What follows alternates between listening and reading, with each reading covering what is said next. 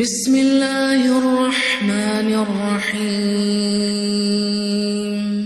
يسبح لله ما في السماوات وما في الأرض الملك القدوس العزيز الحكيم هو الذي بعث في الأميين رسولا منهم يتلو عليهم آياته ويزكيهم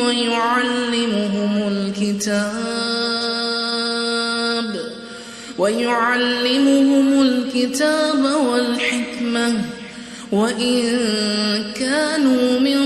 قبل لفي ضلال مبين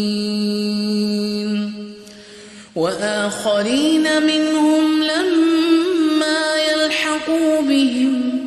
وهو العزيز الحكيم ذلك فضل الله يؤتيه من يشاء والله ذو الفضل العظيم مثل الذين حملوا التوراة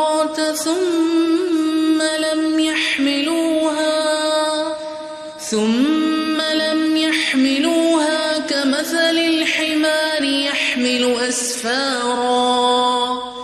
بئس مثل القوم الذين كذبوا بآيات الله والله لا يهدي القوم الظالمين قل يا أيها الذين هادوا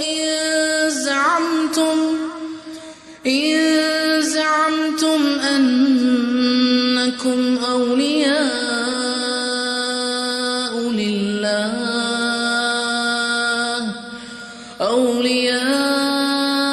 لله من دون الناس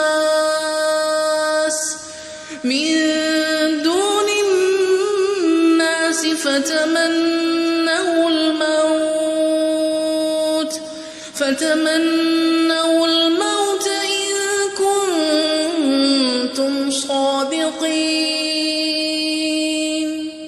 ولا يتمنونه أبدا بما قدمت أيديهم والله عليم بالظالمين قل إن الموت الذي تفرون منه فإنه ملاقيكم ثم تردون إلى عالم الغيب والشهادة فينبئكم بما كنتم تعملون يا أيها الذين آمنوا إذا نودي للصلاة من يوم الجمعة فاسعوا